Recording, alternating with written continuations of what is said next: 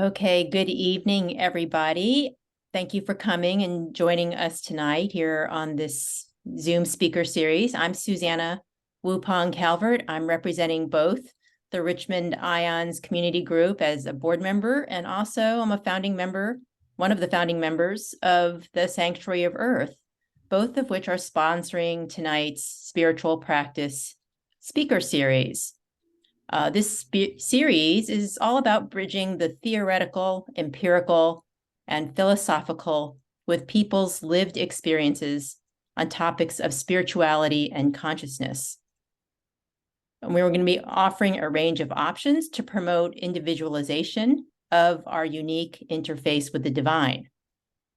It's the perfect partnership with the Richmond Ions Community Group, which focuses on the science of spirituality, and this series will provide a complementary counterpoint by focusing on the practice of spirituality.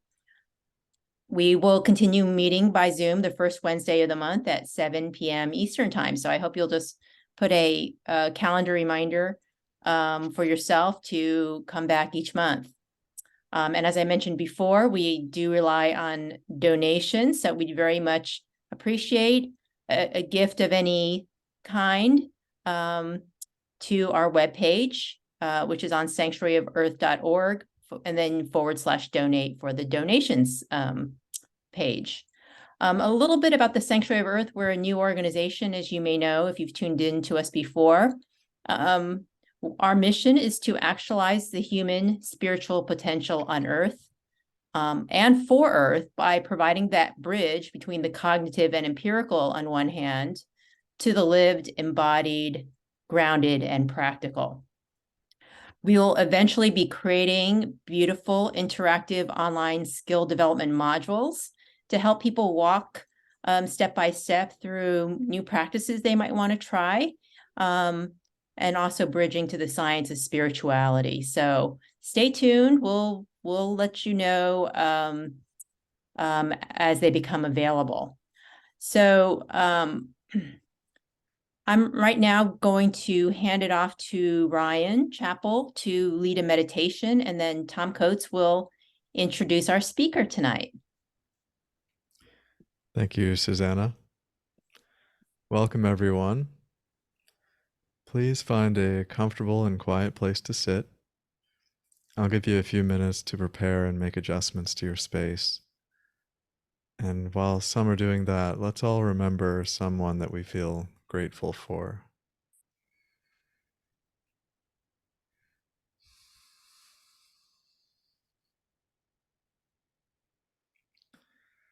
Close your eyes and take a deep breath in. Hold it for the count of 4 and release it slowly for a count of 8.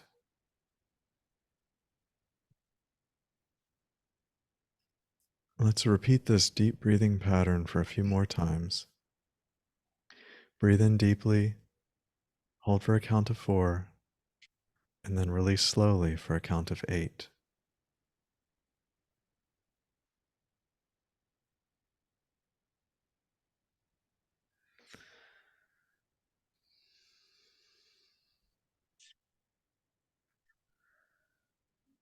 Now bring your attention to your breath, noticing the sensations of the air moving in and out of your body. Keep this rhythm, but let go of counting. Imagine your breath like a wave, flowing smoothly and steadily, with each inhale being a crest and each exhale being a trough.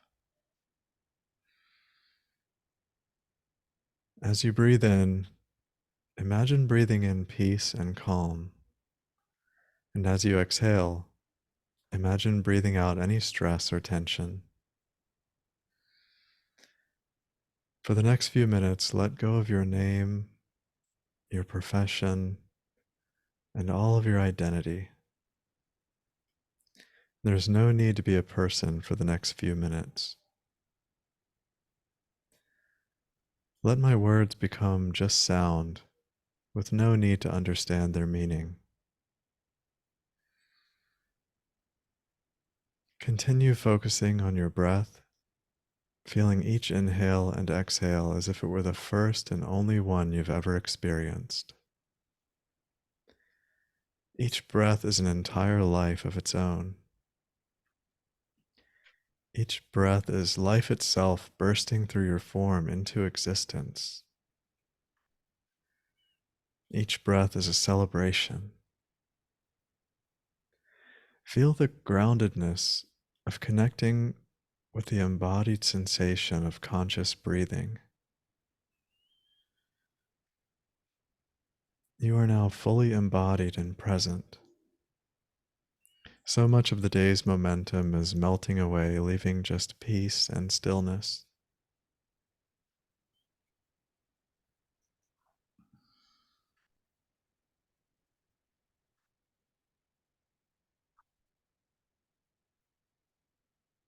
We're bringing our attention inward now as we focus on our breath.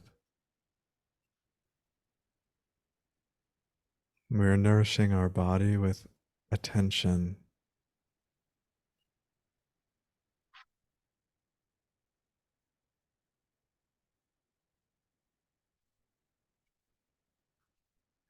We are remembering our true nature as just awareness itself. Fragments of the awareness of the universe.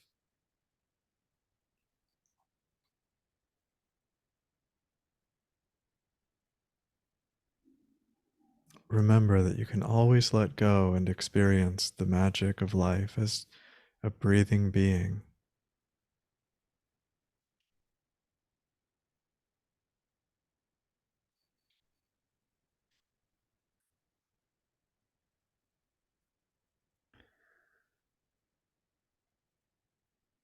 Remember that you are sitting with the earth below you. Imagine a few feet below you, there is a star,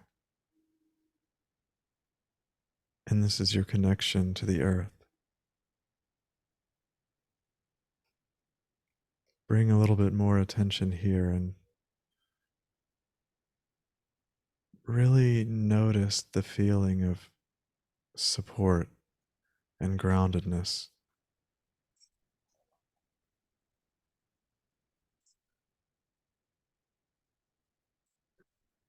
And let your heart open as you feel this connection. And now imagine that you're connected in both directions on this vertical axis. Connected through your crown, connected through your feet, with your heart in the center, the meeting place.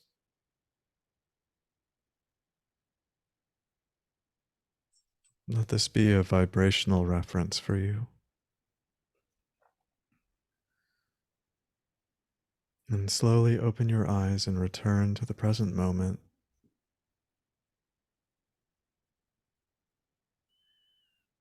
And notice how much of the momentum of your mind has settled.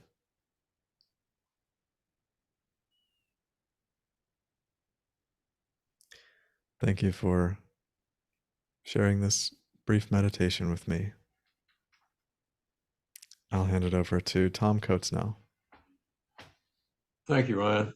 And hello, everyone. My name is Tom Coates, and thank you for being here. And I want to express my appreciation for being able to be a part of this series of programs, not only on behalf of the Richmond Ions Community Group, but on behalf of Sanctuary of Earth, which is a wonderful idea that Susanna dreamed up about a year or so ago, and it just really is inspiring to be part of it. And this speaker series began in December of last year, and our speakers have been uniformly spectacular, and tonight is not going to be any exception.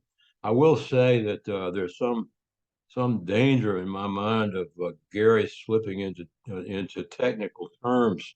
I had an email last night from a friend who is a retired marine biologist, has a PhD in marine biology, lives in Bakia down in the Lesser Antilles, and said, Tom, this sounds very interesting, but I don't know what I'm not smart enough to understand what it's going to be all about. Can you please explain?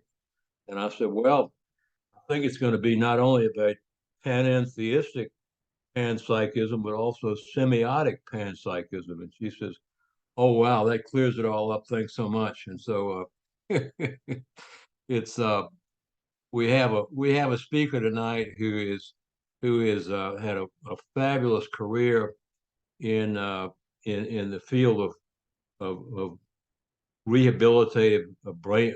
He's a brain injury medicine and medicine rehabilitation for people who've had brain injuries 35 plus years. He's a bit overeducated. In addition to having a medical degree, he had a degree in engineering from the University of Toronto. He's a native of Toronto, and then ended up by a blessing in Virginia in the Richmond area, and had many years of work at the VA hospital here. But in addition to those non-trivial pursuits, he has had abiding interest in consciousness and in the interface between science and spirit for, I think, probably most of his life, and that's why he is one of our speakers tonight, and he's been involved again as a blessing for our group on the board of the Sanctuary of Earth, and has also been affiliated with the Perry Foundation in Italy, and so I've got about a 3-page bio on him. I don't think we could use most of the time he's got to speak if I went through all of it, but we have tonight a wonderful speaker in Barry Goldberg on the catchy title of Kabbalah and the divided brain, maintaining equanimity and integration in encountering distress or fragmentation. And I know it's going to be thoroughly engaging. And Gary, thank you for being willing to be our speaker tonight. And I'll turn it over to you, my friend, for the next hour and 13 minutes. Thank you. Thank you. Thank you very much. Can everybody hear me? Thanks, Tom. Thank you so much. It's a pleasure to be here and a pleasure to have the opportunity to share some of my interests with all of you. I've been, as Tom said, I've spent my career taking care of people with traumatic brain injury. And I was taught in medical school all about the structure of the brain and neurochemistry and the understanding of the brain basically as a machine, as a very elaborate and fancy machine, the human body as well. But what I learned in my 35 years of working with people is that you have to understand people. You have to understand the person. You have to understand their relationships if you're really going to be able to help them. And it's not exclusively one or the other. You really need to find a way to combine the two together. And maybe that's really what got me started on thinking about the whole idea of integration and how to bring the material world and the spiritual world into some type of correspondence. And so since I've retired in 2020, I've been doing a fair amount of study of sources from the Kabbalah, particularly a book called the Zohar that was written in the 11th century in Spain. Very cryptic book. that I have been studying online with a group of other people, and I really appreciate that opportunity. I'm just going to share my screen because, as an academic physician, I have to have slides, right? I mean, I have to supplement what I'm going to say with some pictures. So let's do that. So we're going to talk about Kabbalah and the divided brain. And I want to, and you've got my email address there in case you want to contact me about any of this. Happy to respond. I want to dedicate this presentation to the memory of my wife, Debbie Sue Minden, who was my partner for more than four decades, and is the mother of our 4 daughters and the grandmother of our 4 grandchildren. And she had a lot to do with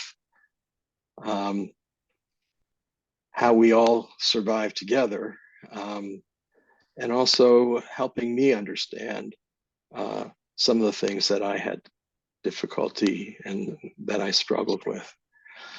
So I thank her, and I thank everybody associated with IONS and with Sanctuary of Earth for giving me this opportunity to speak.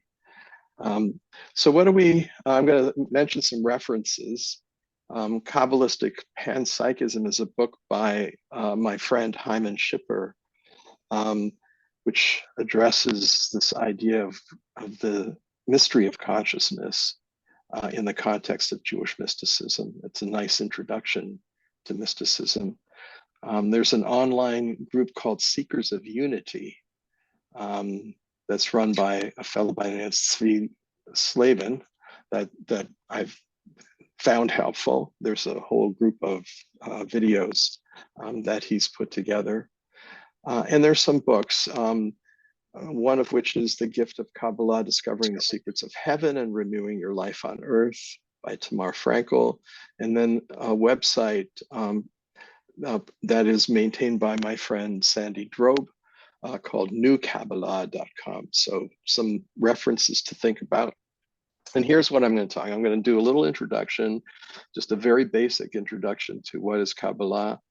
Then talk about this issue of paradox and brokenness, and the coincidence of opposites that kind of is a pervasive issue in living and surviving.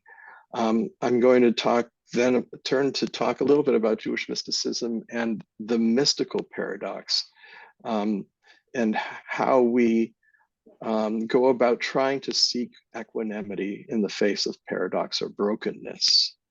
Then look a little bit at the work of Aaron Antonovsky, who is a medical sociologist who talks about stress and health in holistic terms, and talks about, rather than pathogenesis, which is the formation of disease, salutogenesis, which is the maintenance of health.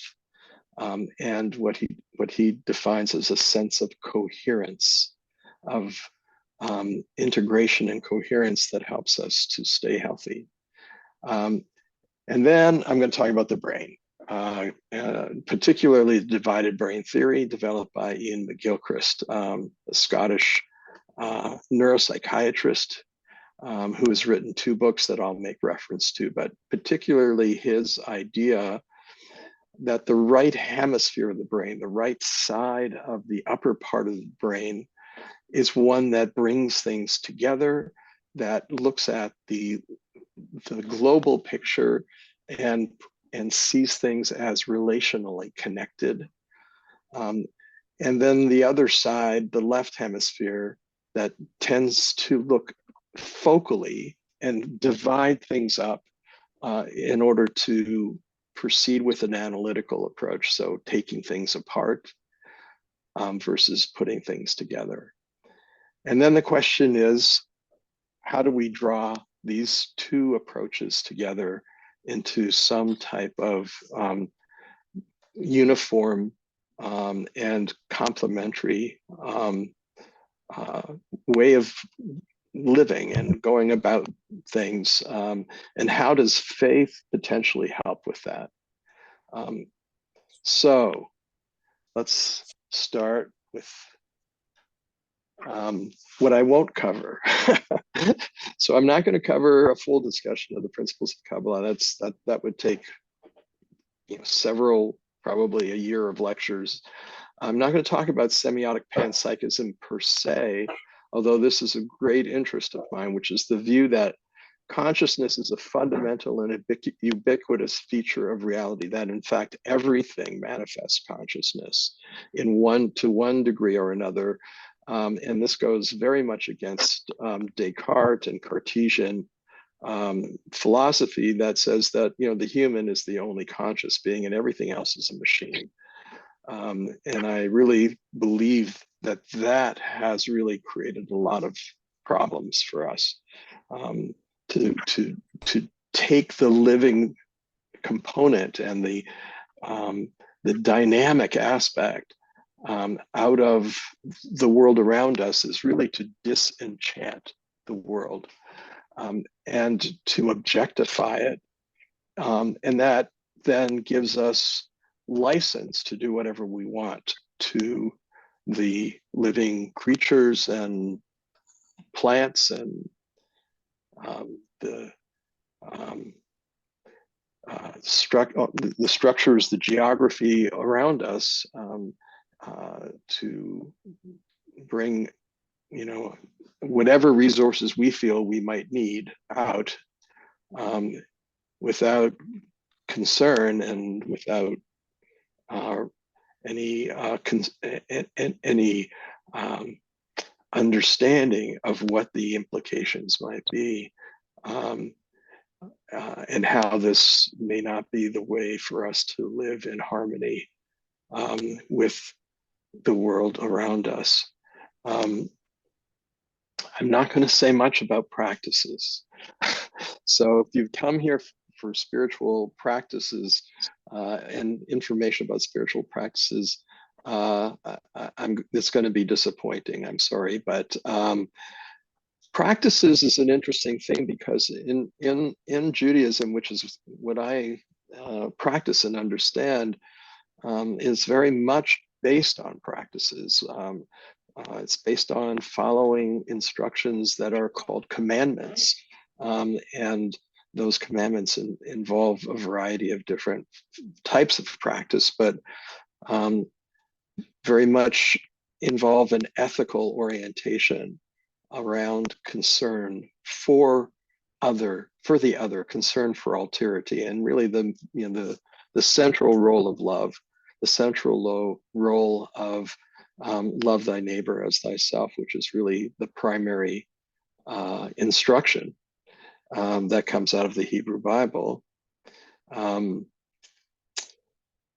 There's the story of a Roman pagan who came to the great Rabbi Hillel the Elder and said, I want you to teach me everything all about your religion while I stand on one foot. And the great Rabbi Hillel turned to him and said, well, don't do anything to anyone else that you would not want them to do to you. That's basically the story. The rest of it is commentary. And now, if you're interested, go study. So that's the practice. So what is Kabbalah? Well, Kabbalah is comes from the root in Hebrew, Kabbal, which means to receive. It's the received secret knowledge, mystical knowledge. It is the esoteric tradition in Judaism. The Hebrew word is sod, which means secret. And the general belief is that at Mount Sinai, when the Israelites encountered God directly, the written Torah, the Pentateuch, was transmitted to Moses, and the exoteric or derived dimensions of the oral Torah, that is the interpretation of the written, the body of legal and homiletic lore, was then disseminated by Moses throughout the entire nation, and throughout the history. This dissemination has continued through the process of rabbinical interpretation, the Talmud, and so on.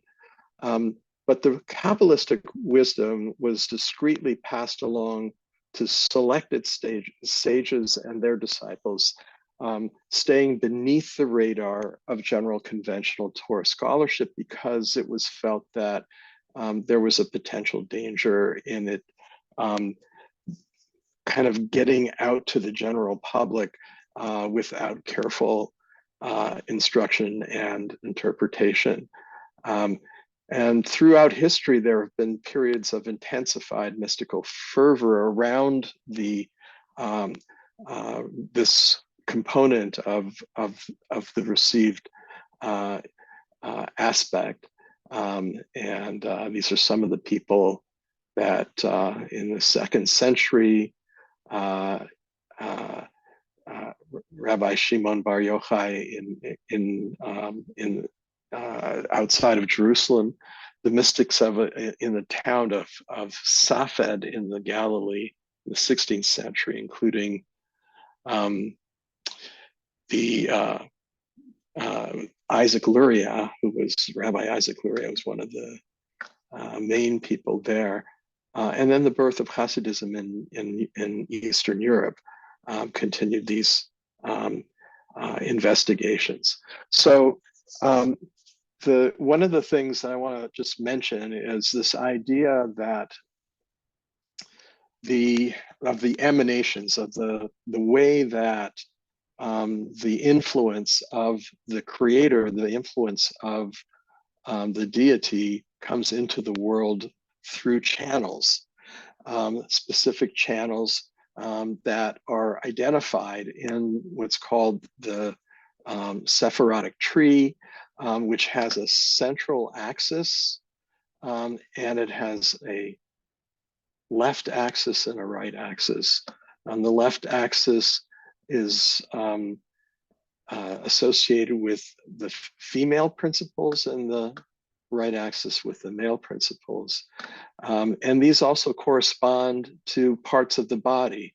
So this at the top is sort of the top of the head.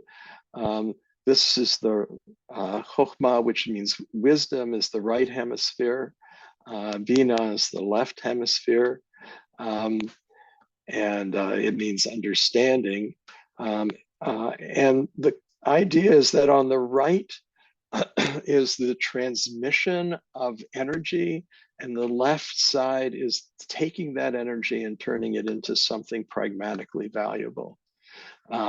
So, for example, the right arm, known as chesed, is loving kindness. So it is the giving of loving kindness. The left arm is gevurah, which is justice and limitation and selection. So the idea that, you know, you can give love, but love needs to be directed and contained and given structure. And in the center is the heart, which is called Tiferet. It is the center of is translated as compassion or as beauty, and so on. So we come down, and finally, at the bottom of the axis is the connection, the Shekhinah, the connection to the world of physicality. So the connections are between the world of spirituality, the spiritual world above, and the world of physicality below, and how energy flows down these pathways from the spiritual world above, and which we'll say a little bit more about, into the physical world below. All right, so and this is another configuration of the same idea, but now in a circular way. So the world where we are, the physical world, is right here in the middle, and out around the outside of all this is the Ein Sof, which means without limitation, without end, which is the deity, which is God, in this surround, and the energy then flows down these concentric circles into the world, which is right here, located in the middle. So now I turn to talk a little bit about this idea of coincidence of opposites, and the problem that is encountered in dealing with paradox. And this is the doctrine of coincidentia positorum, which is the idea that the mystical approach sees the world in terms of these complementary oppositions. And it tends to go against some basic logical principles. For example, the logical principle of non-contradiction, which is the idea that if P is true, then P in not being true cannot be at the same time, right? That these two, P is either true or it's false, and these are mutually exclusive states. And then there's the principle of the excluded middle, which is that it's not possible to be and not to be the same thing at the same time. And so the idea then is that these two logical principles exclude the possibility of paradox, and that in the context of classical logic, which includes these two principles, paradox is eliminated and is not tolerated, cannot be accommodated. Whereas the mystics have often held that their experience can only be described in terms that violate these principles, and that there must be a way for these paradoxes, these opposing principles, to be integrated. And the question then becomes, how does one go about recovering unity or oneness in a world that is basically fragmented into opposing forces? So the classical paradox is the liar's paradox, right? Where described by the Greeks at Epimenides, the Cretan once stated, all Cretans are liars. And the question is, was he telling the truth? And if he's telling the truth, then he's lying. So how can he tell the truth and lie at the same time? And Mark Twain, of course, draws the humor out of this, that none of us could live with a habitual truth teller, but thank goodness none of us has to.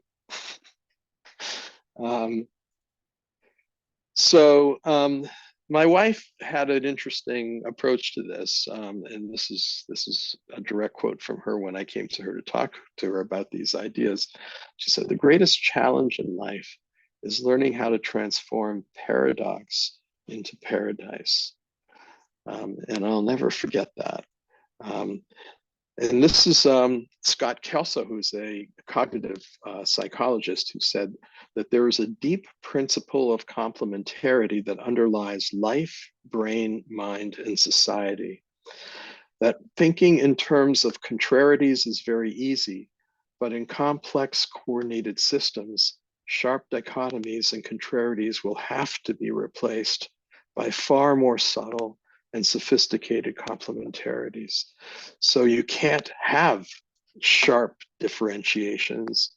You must really look at how these paradoxes can somehow be integrated into a complementarity.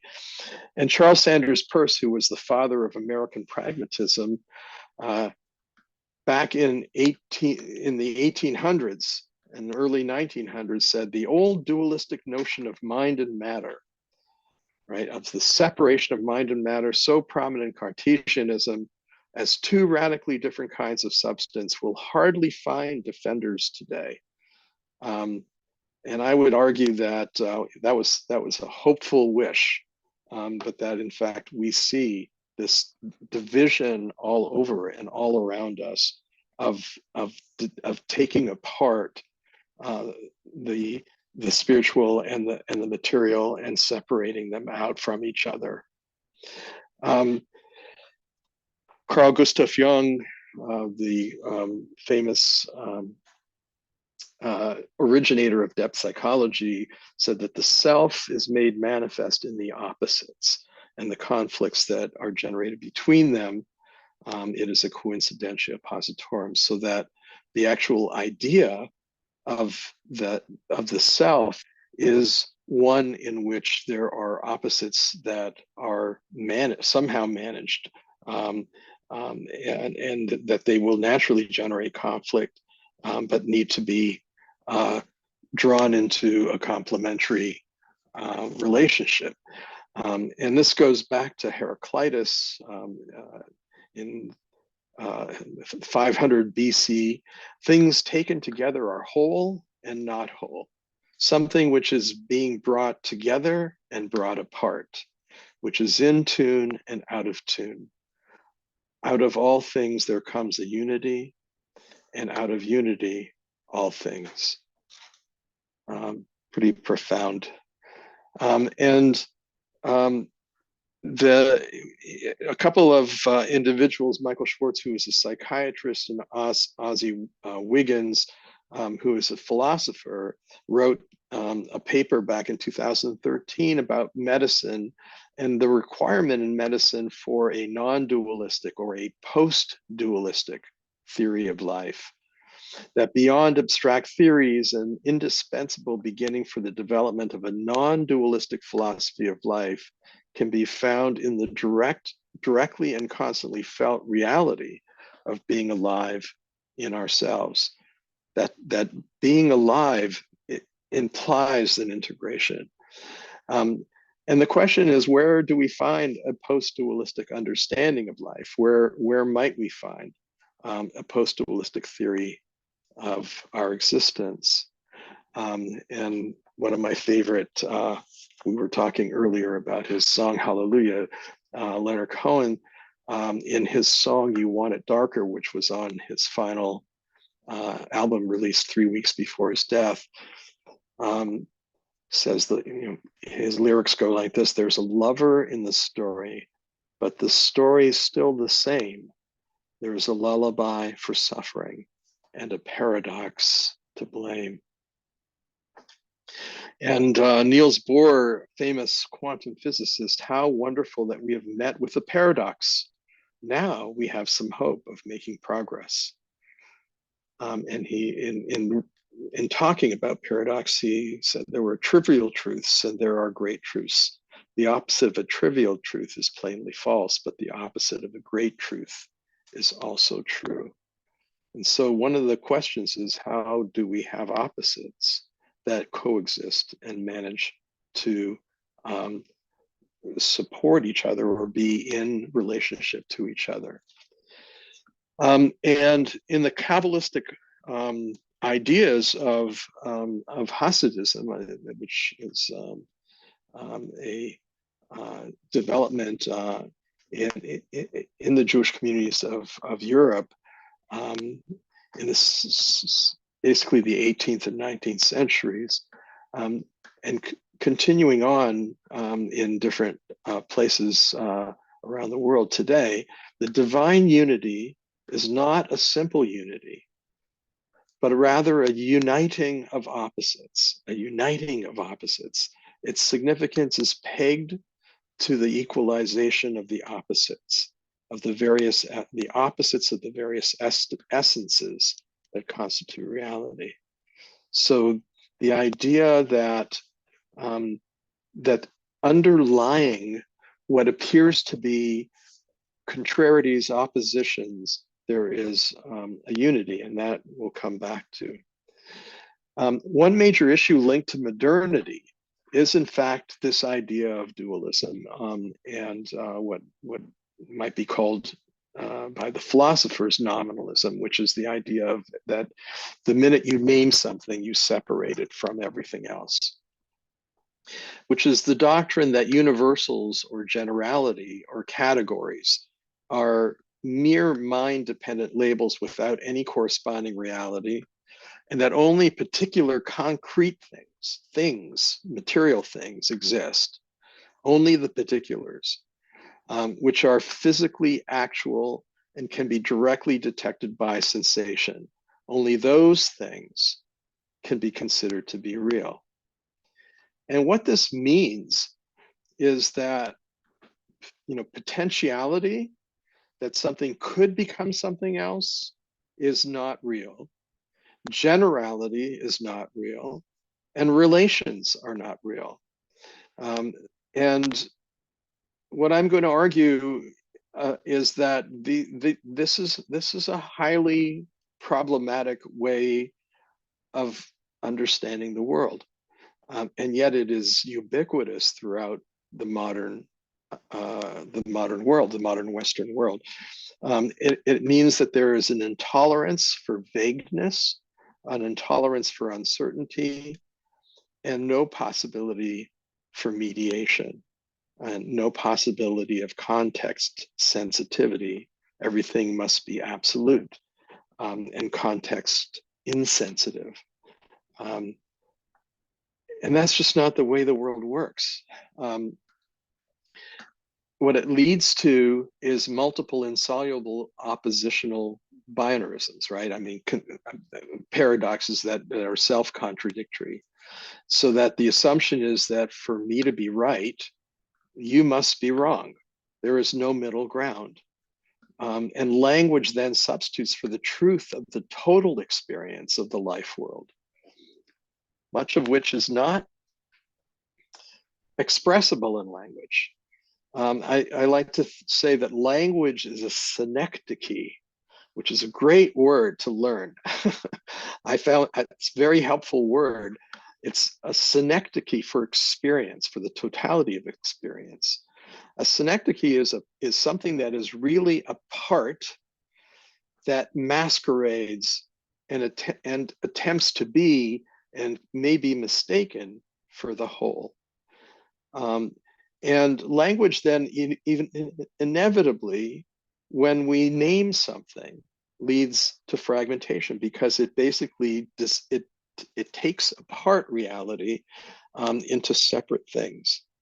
And so what I'm saying is that, and perhaps we need to seek it together, is a new philosophical approach that repairs this fragmentation, which I would argue is a consequence of modernity and how modernity views the world, and that there is a need to restore mediation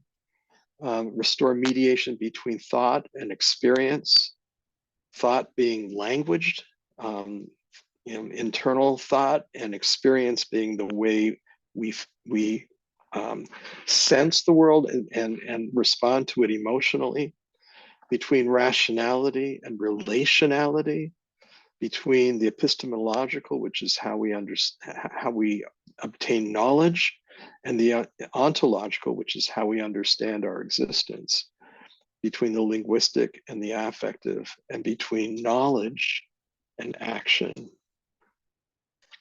A new general narrative that, hopefully we can learn that can displace the current narrative.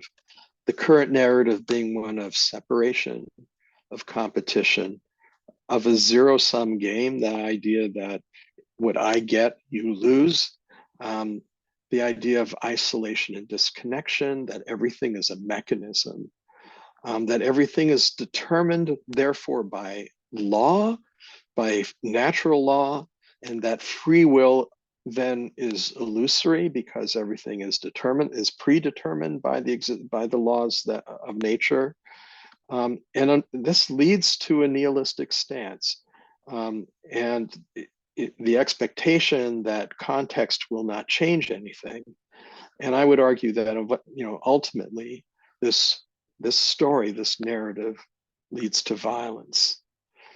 And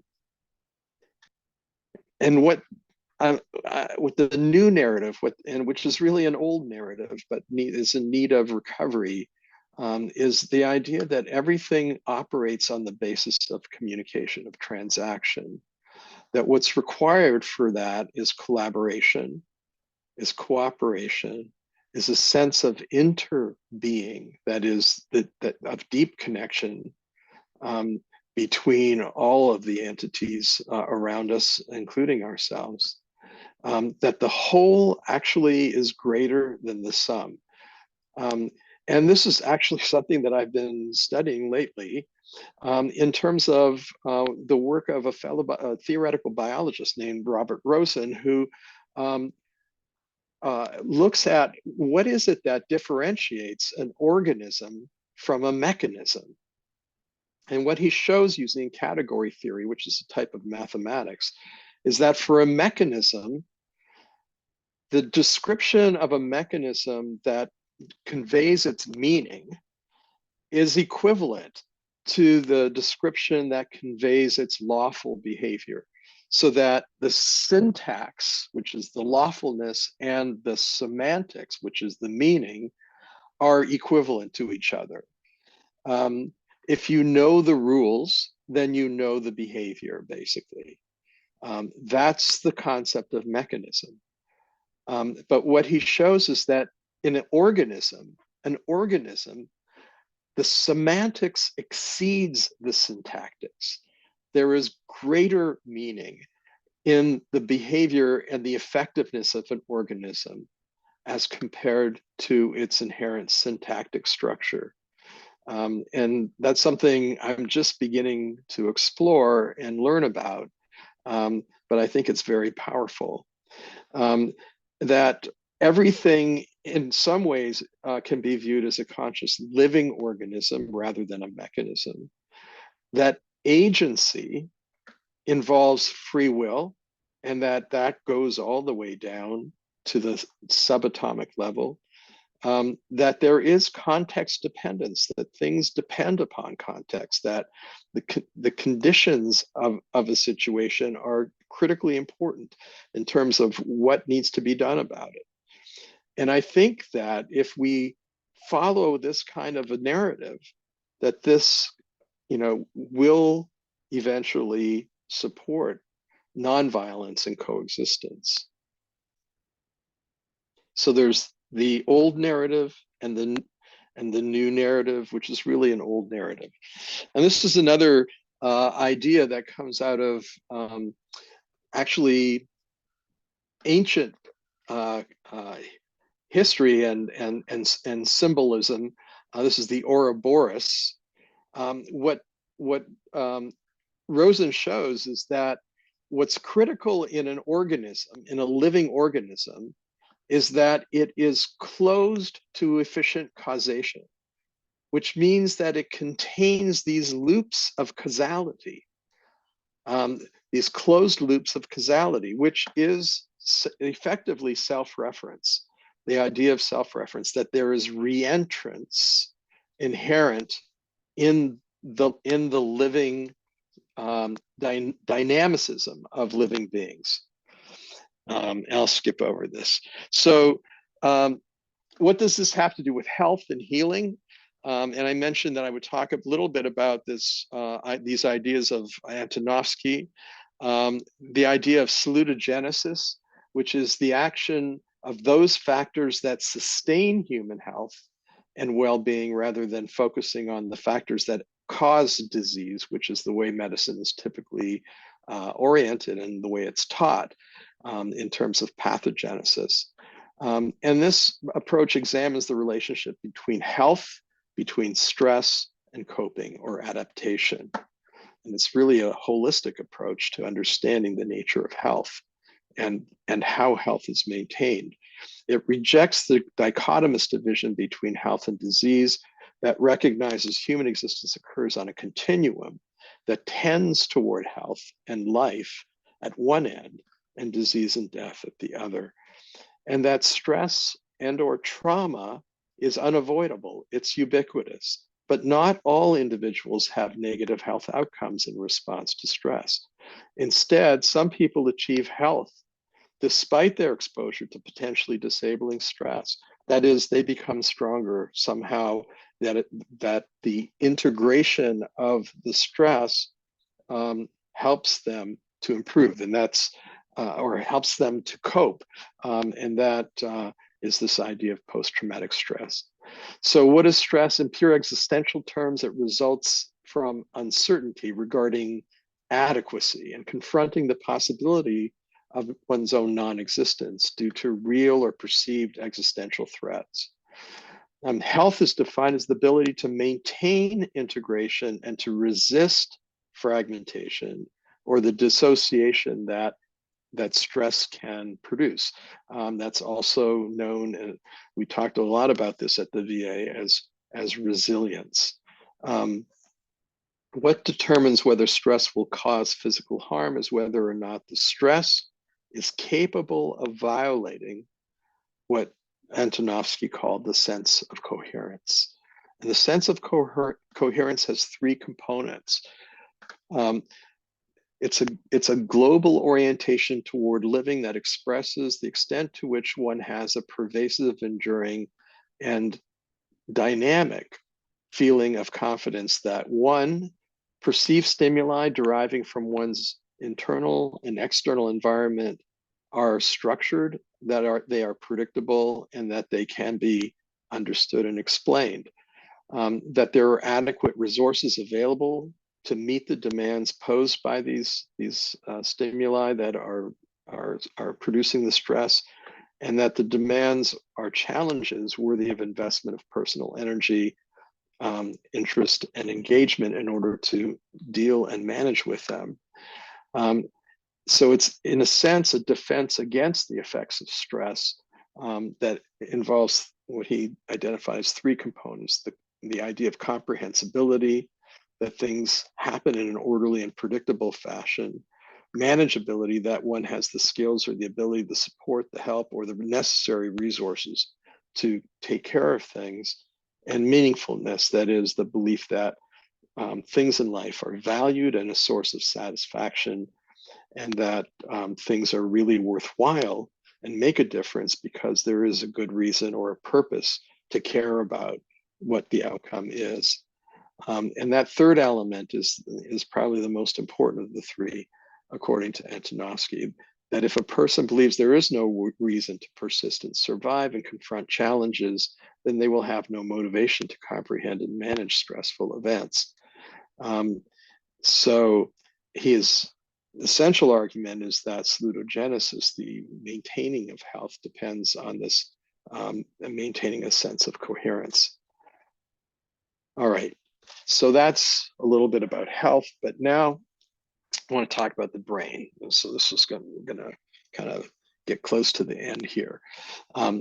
What does this all have to do with how with the structure, how the brain is built, and the function of the human brain?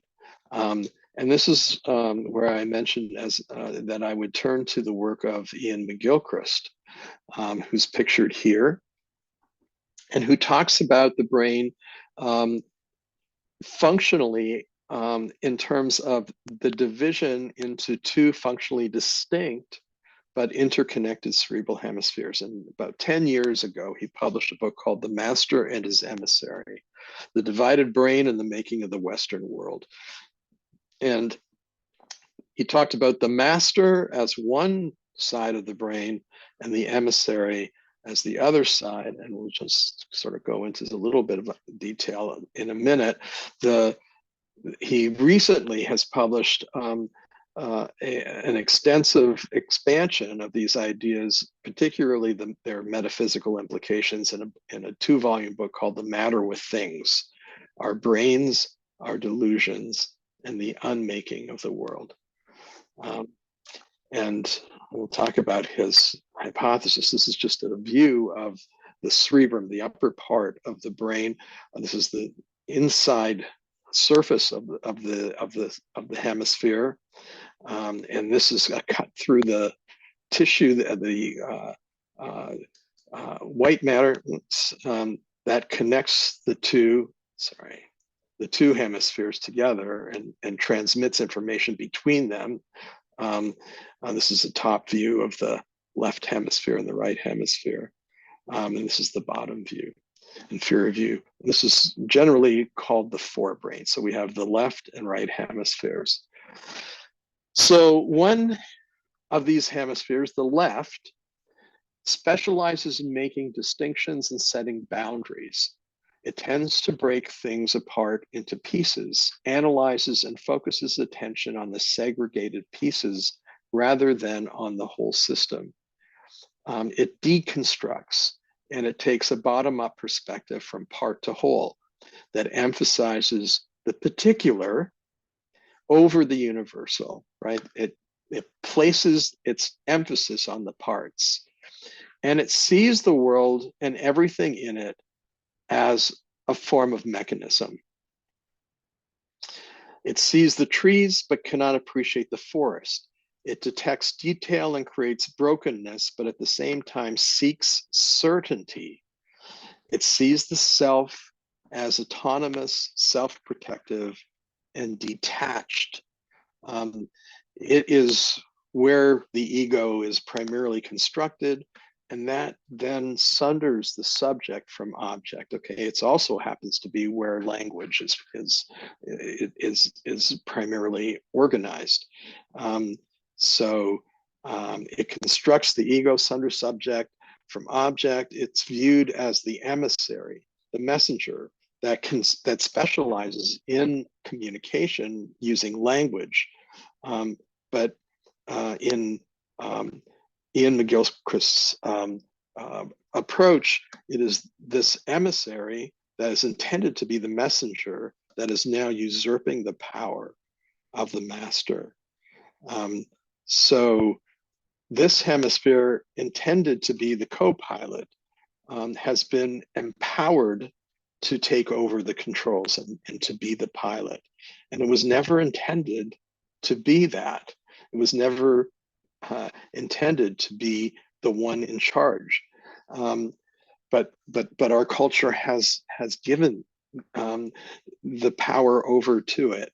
The other hemisphere, the right hemisphere, which we call in our culture the non-dominant side, is for making connections. It's for understanding relationships and interconnection, integrating, synthesizing, and broadening attention outward to the whole, so that we can understand how the parts are related in order to produce the functioning of the whole. It can feel positively and perceive tonality and rhythm, but the right hemisphere cannot speak. It feels, it is dominant for affect, for emotion, but it doesn't have the capacity to talk. Its role is integration, and it takes a top-down perspective from whole to part, emphasizing universal over the particular. It sees the forest as being composed of the trees, right? So it sees the totality of the larger picture.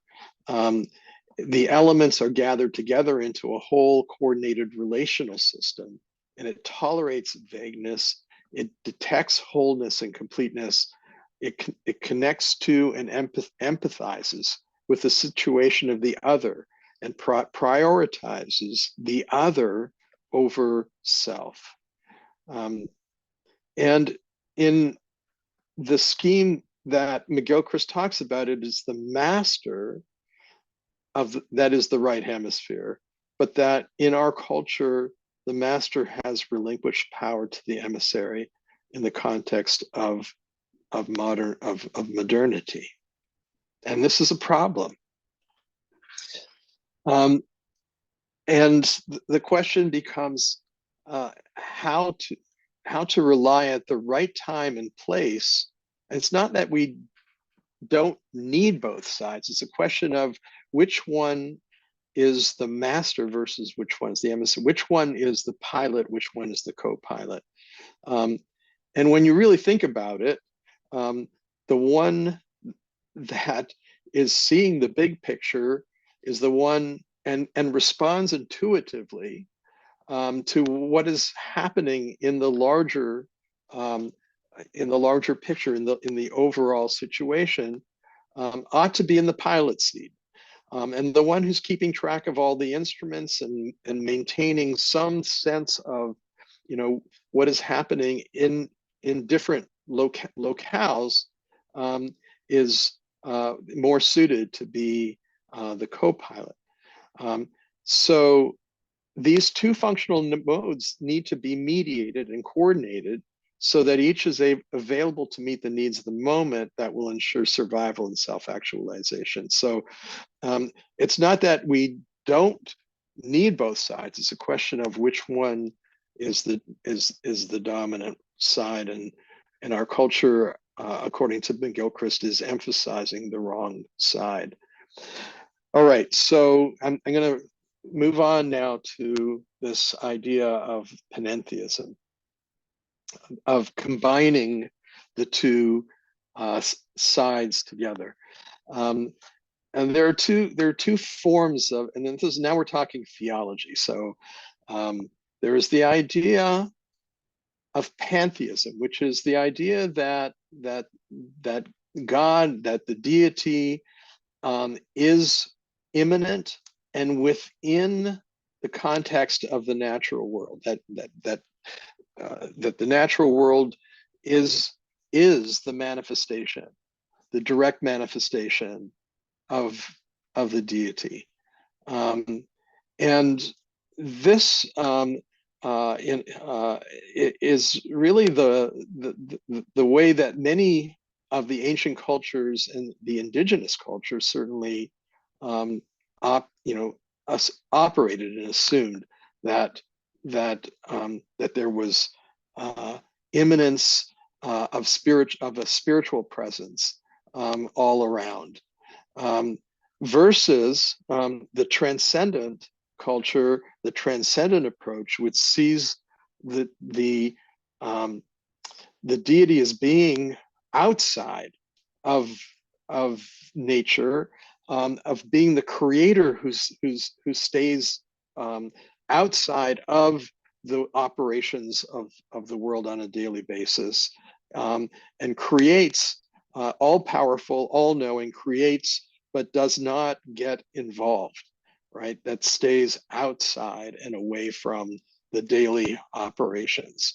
And there are these two aspects. I mean, these are Hebrew letters. There, and in the Kabbalah, there are these two different aspects. There is an immanent relational aspect, which has a particular name that is not pronounceable, but is related to the idea of existence dependent upon relationship. And this immanent aspect of the deity is inside of space-time, connected to time as a continual flow, and to a generic but hidden reality that mediates relationship through process, through the flow of time. And so there's that aspect that is within immanent, and mediates relationship. And then there is another aspect, the Elohim, the other aspect, which is transcendent and rational, outside of space-time, connected to the rationality associated with the creation of a multifaceted physical actuality. So this is the all-powerful, all-knowing, but transcendent rational aspect of the deity. These two sides, and I'd say that you could take these two ideas and combine them, and associate the rational side with the left hemisphere, which tends to put everything into boxes, and takes them apart, and then the immanent side, that is primarily based on intuition and emotional sense into the right hemisphere. And that when we see that kind of distinction, the question then becomes, well, then how do we how do we utilize these two sides? And that in the Hebrew Bible is this idea of panentheism, which is the idea of integrating these two aspects. So in Deuteronomy 6:4, and the instruction is that you say this and you concentrate and focus on this idea twice a day, when you rise and when you go back to sleep. And that's the idea that the God who is within space-time, and I'm saying, that in that part of the brain that is the right hemisphere, and the God who is outside of space-time, the left hemisphere, are one, are in fact one. They are not distinct from each other, but that there is a mediation which connects the two together so that they function as a unity. And that is the idea of a fully balanced integral consciousness, as proposed, for example, by Jean Gebser in his book, The Ever-Present Origin, in his History of Consciousness. And Owen Barfield's another individual who talks about consciousness, and the idea of a final participatory consciousness is what he talks about, that we are in need of at this point. The two cerebral hemispheres then operate cooperatively and in balance, with the right hemisphere, the master side, properly restored to its role as the master, and the left hemisphere to its role as the emissary. And that's basically this idea. And this, coming back to Leonard Cohen, in his Book of Mercy, which is his Psaltery, he says, "Blessed be the covenant of love between that which is hidden and that which is revealed." Right? That aspect of reality that is not immediately apparent to us because we cannot detect it with our senses, but it is the relational component, and that which is revealed, which we are able to detect directly, which is the material component. And that's basically where I want to start. These are our four kids. Just wanted to thank everybody for their attention, and I'll stop there.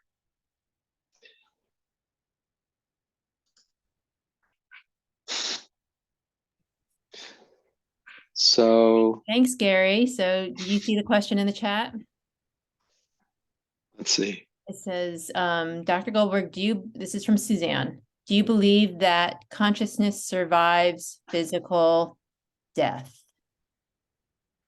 And then she says, some of the early Jews and Christians believed in reincarnation. Your view?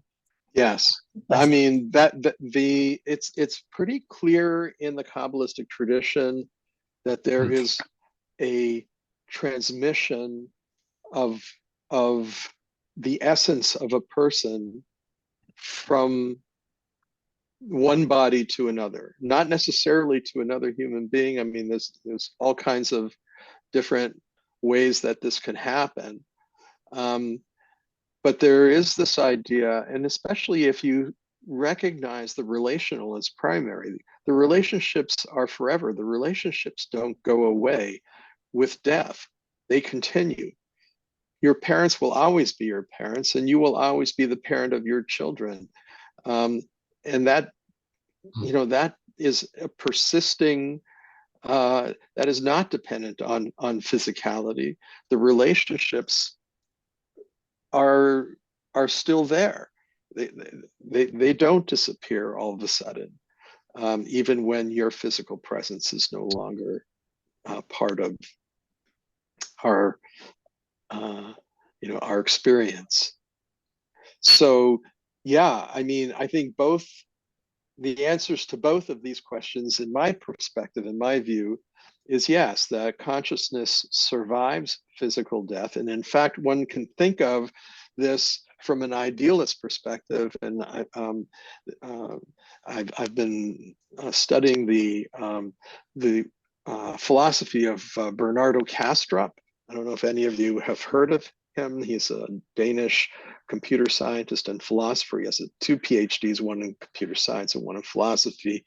And he writes about what he calls analytical idealism, which is that there is one consciousness, and that we are each alters.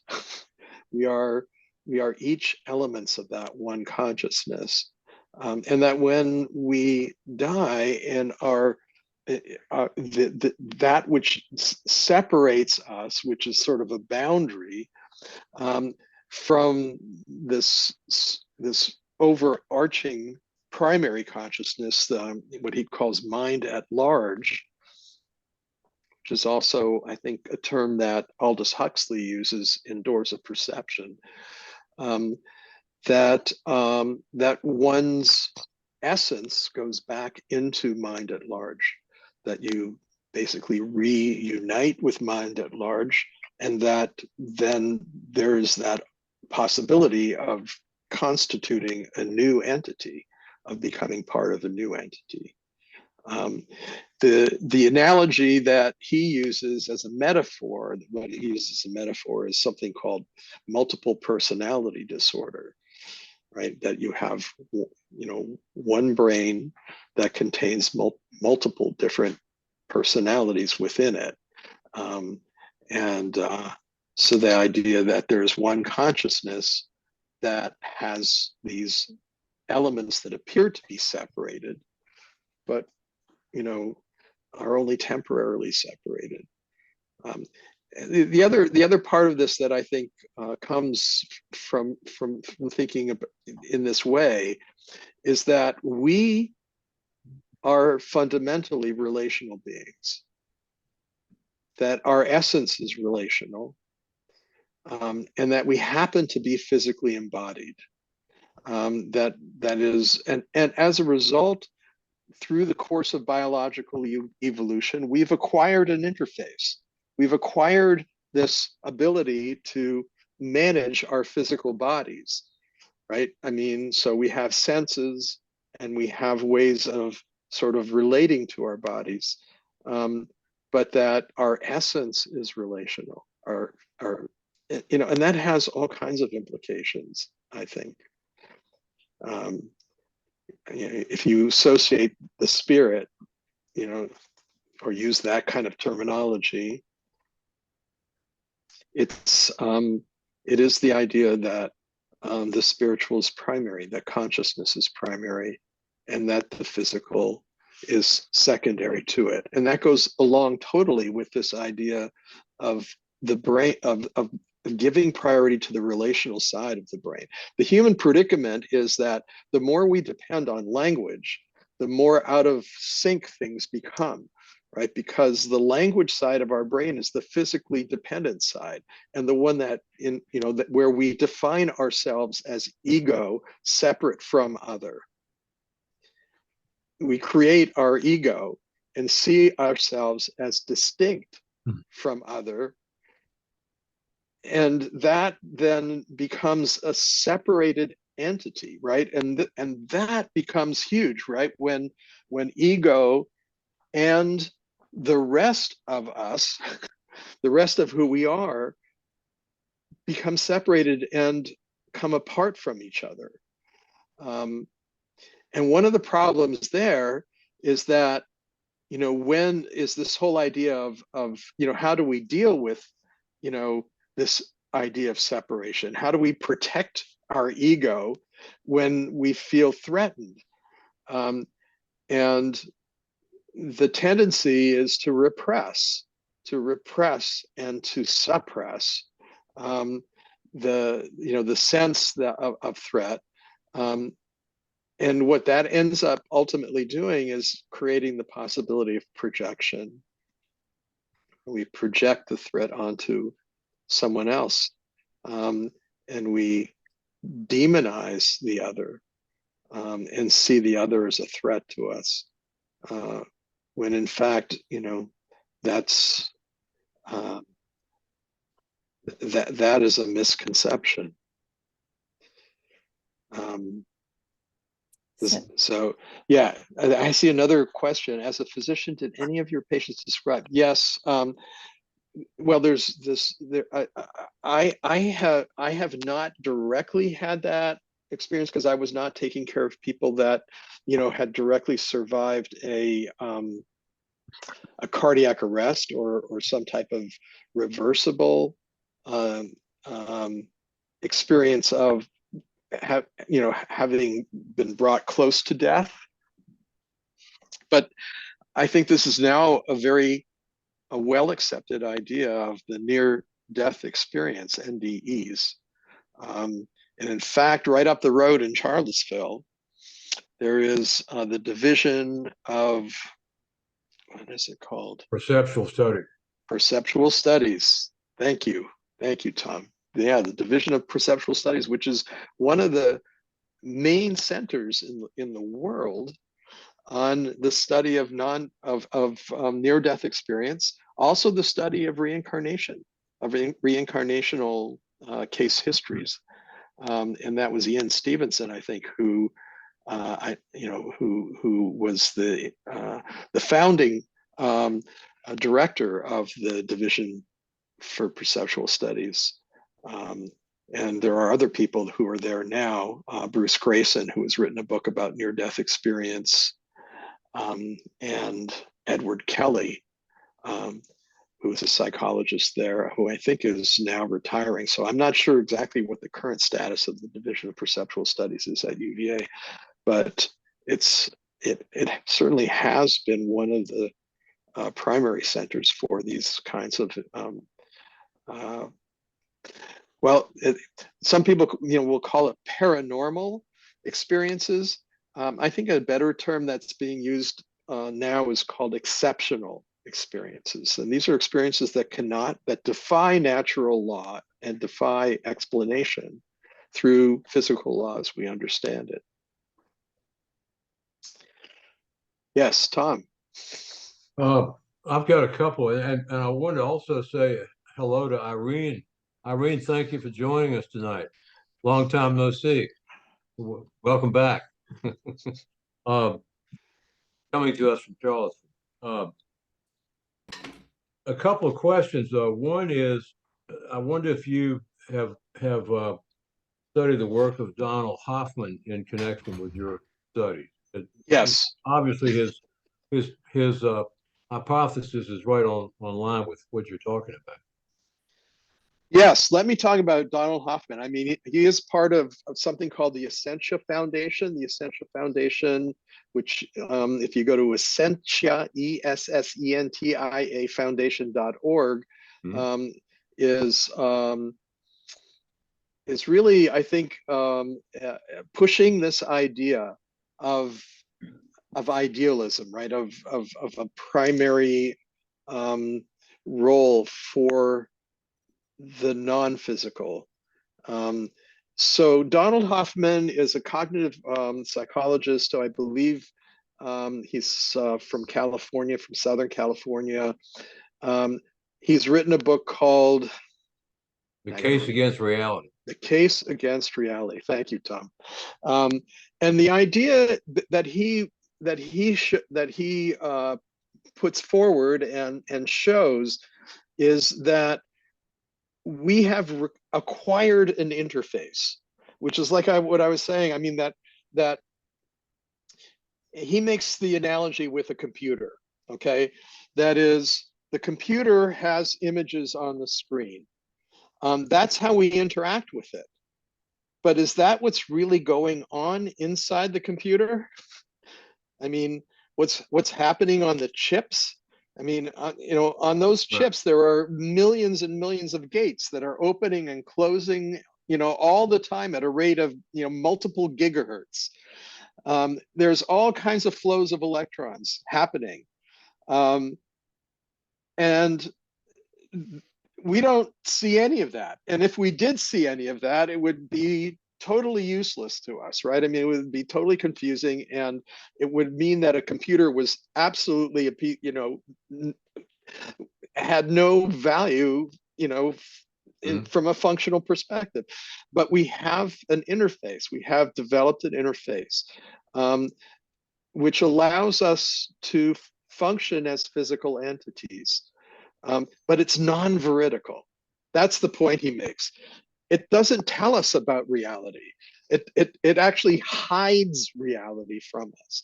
And the quantum physicists are beginning to see this more clearly, that the whole idea of space-time is something that is part of the interface. Right. It's created by thought.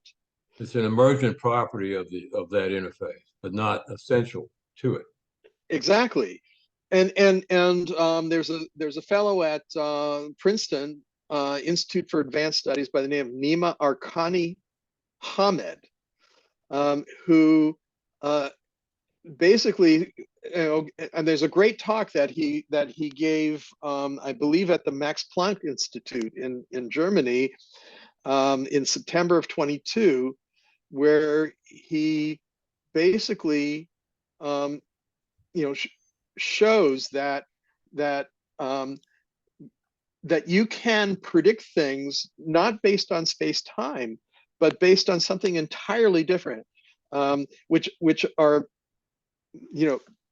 defined mathematical objects that will predict things that happen in space-time in a much cleaner and easier and eloquent way than if you were to assume that space-time was fundamental.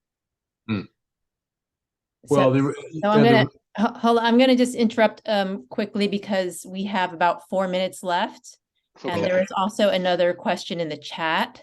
So Sure. I'm wondering, Gary, can you answer 2 questions in 4 minutes?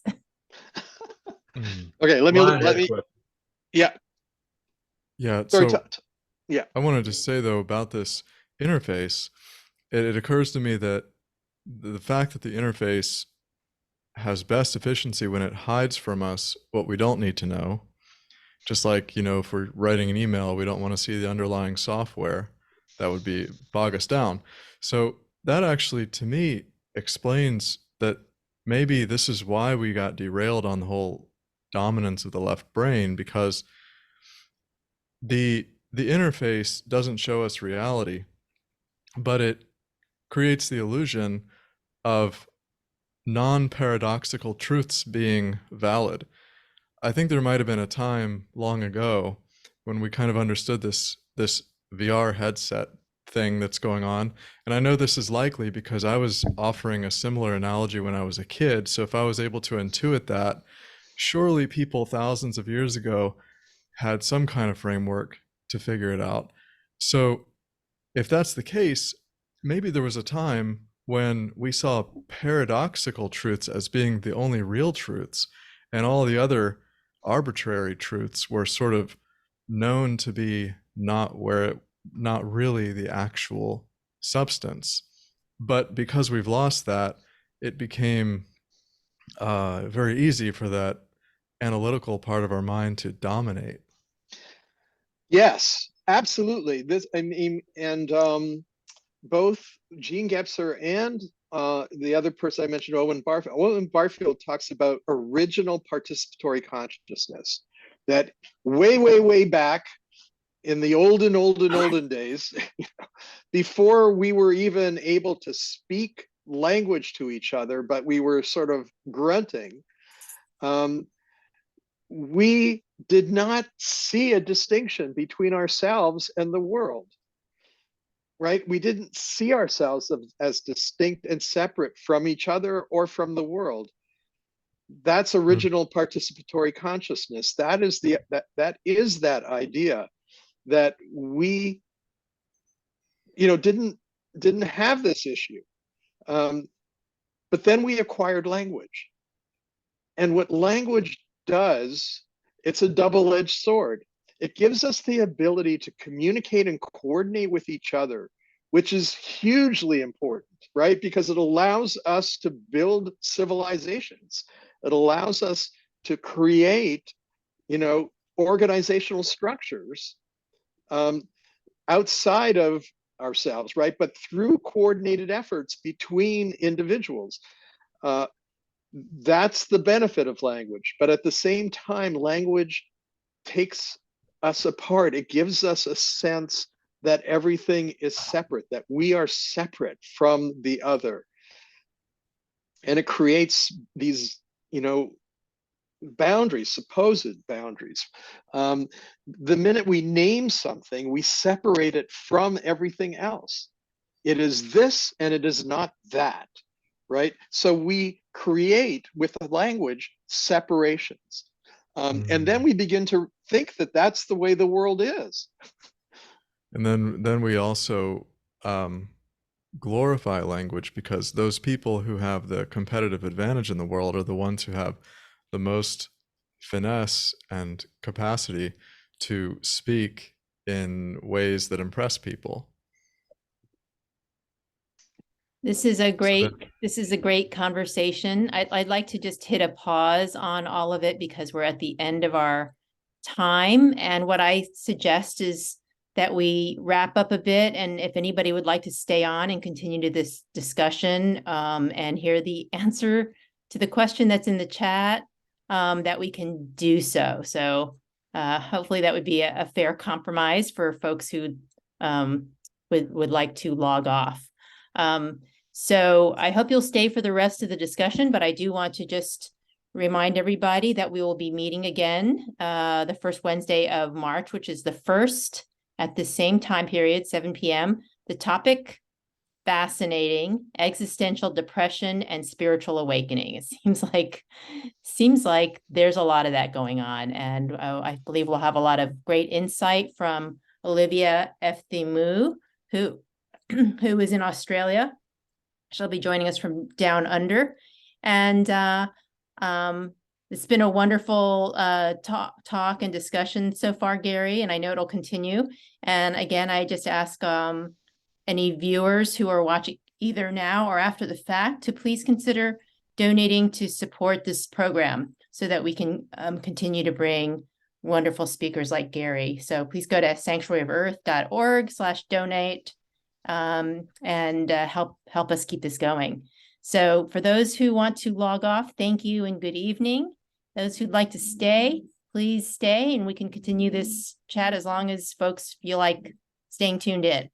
If you're logging off and want to hear the discussion anyway, these videos are all posted on our webpage, sanctuaryoferarth.org, and also on Facebook, our Facebook page, and on YouTube. So I'm going to turn the discussion back over to Gary, and if Ryan had anything else he wanted to say, and then maybe there's a question in the chat as well. Do you want to stop recording, Suzanne, at this point, and we can just sort of have an informal discussion outside of? Or okay. Let's just continue because maybe people want to. Yeah, maybe people want to hear the rest of the discussion. Sure. Hey, Gary, let me address Sarah. Yep, go ahead, Tom. I brought up Don Hoffman because I think he does such a wonderful job with, we hear all this stuff these days about well, it like the Matrix series of movies and the that all we are is a simulation. We're run by a computer and all that. And Hoffman does a better job than any thinker I've come across of not fighting that, but allowing for that. Not from the computer perspective, but from the perspective of our lives at the physical level are like that of a computer game, if you will. And but combining it with the same spiritual aspect that something like Vajrayana Buddhism would, where everything is spirit. Yes, as you're saying that, I'm thinking also about the quantum theory, that there is a quantum substratum that where quantum events occur that is outside of space-time. And someone that I've been working closely with by the name of Ruth Kastner, who is a quantum physicist, Right. talks about the idea that what the wave equation is telling us is that everything is about transactions, and that that transactions, that is interactions that occur, like um, like an atom sending a photon over to another atom, or an electron or something, those kinds of interactions are negotiated. In that, the one that has something to offer is sort of like free cycle. The one who has the entity that has something to offer sends out what she calls an offer wave, which goes forward in time, forward. In response, potential receivers or absorbers send back a confirmation wave. And when the two line up, and this all happens outside of space-time, when the two line up, then you actually get the transmission, right? Then you actually get the completion of the transaction. But the transaction itself is being negotiated, in a sense, worked out, before anything actually happens in space-time. Yeah. Which I think is a very, very cool idea. And it kind of goes along with the, what Hoffman is saying, about the idea that we, that our reality is very different from the way we perceive it to be. Right. It actually makes sense to me also that the interface might be responsible for what we're calling space-time, because computers travel through time. The processor has a clock speed, and if you make it go faster, it gets more work done in a shorter amount of time. So it is traveling through time, and you can manipulate the rate that it travels through time. And human brain does the same thing with, the sort of the clock speed of the brain, which is a lot slower, but it still gets a lot done.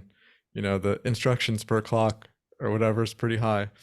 But yeah, it makes sense to me that what you're saying about Hoffman and his research, it's very exciting, because to me it makes a lot of sense that this interface that we're looking through has a certain scope, and the scope is actually designed for the maximum efficiency, so that we're not just wasting all of our time, energy, and resources. But at the same time, it creates this huge limitation on our ability to perceive reality. And so we're totally clueless about it. It seems pretty obvious. It's amazing. I mean, go ahead.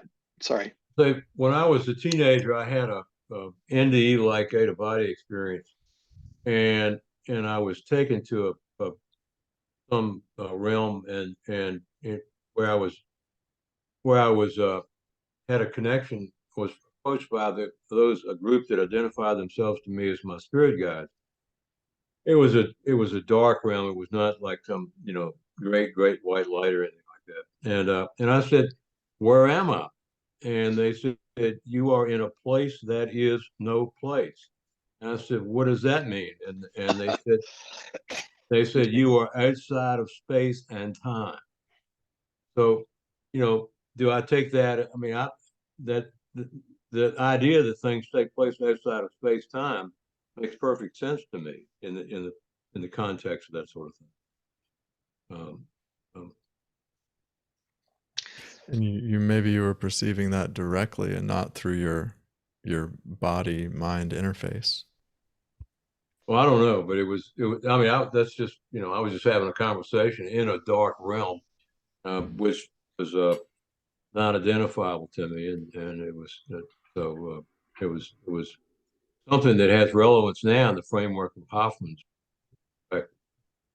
that the whole space-time model is now being found often by physicists to be something that is had a use in the same way that Newtonian physics had a use, but its time is perhaps now behind us. It's come and gone. That there's another model that will make more sense, and we can still refer to space-time, but not in terms of what all there is, but just as a limited interface. Mhm. I wonder if this is a good time to pause for Sarah's question, who I think has been waiting very patiently. If that's okay. She asks, were you able to bring some of your spiritual insights into your practice with veterans with brain injuries? And if so, did you see that improving outcomes? Yes, in a simple question. I mean, so the inspiration for me came from a person by the name of Kurt Goldstein, who took care of 2,000 German soldiers who had brain injuries as a result of World War I. And he, based on his experience, reported, outcomes that were way beyond what might be expected based on the types of injuries that the veterans were having. And he actually wrote a book about this called The Organism, which was subtitled to a holistic biology based on pathologic data in man. And and he was the one who actually originated the idea of self-actualization.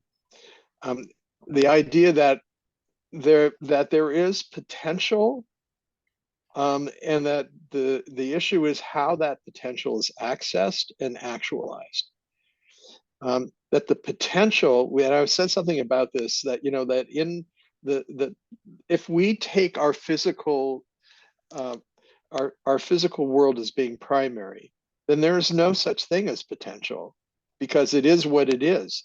The idea that there is the potential, which is really the power of the imaginative, right? The power of being able to see things as they are not, to see things as otherwise than they are, which Charles Sanders Peirce called abduction, the capacity to see, to come up with a hypothesis, to have a creative insight,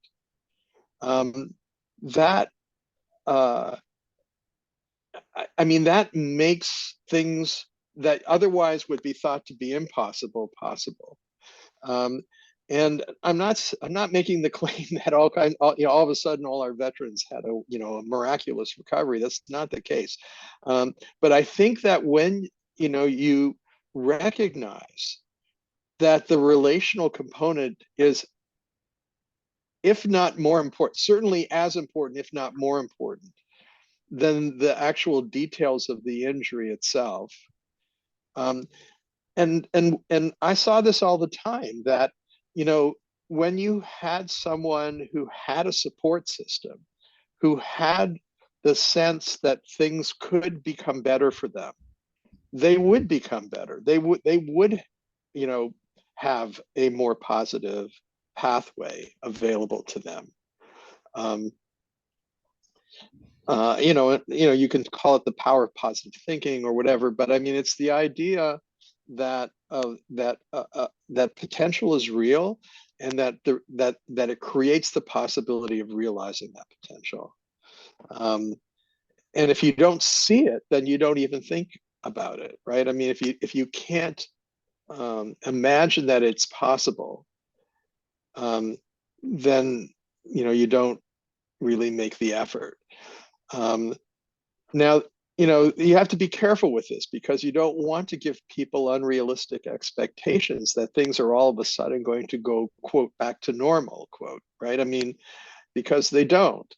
But there is within the context, within certain bounds, the possibility of seeing things differently than they are, and that becomes, a guideline, and a motivation. And because the other big part of recovery is motivation, is the sense that things can get better, and and that when an effort is made, there are responses to that effort.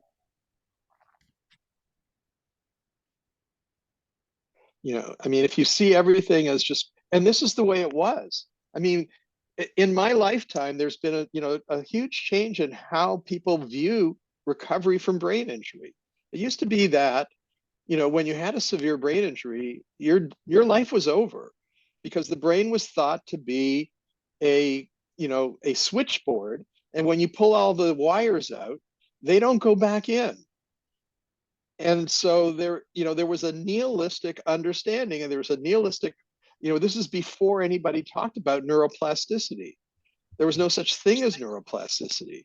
It was just basically a very, nihilistic, well, it's too bad this person had the brain injury because there's nothing we can do for it. And the person would get, young people would get sent to, nursing homes, basically. I mean, and there would be no such thing as brain injury rehabilitation. It's actually been in the course of the last 100 years or so that people began to realize that there actually was potential for recovery, and that there were things that you could do that would facilitate that process of recovery. Great. Are there any more questions for Gary? It's obviously generating a lot of discussion. Gary, my dad was a psychiatrist, and back in May of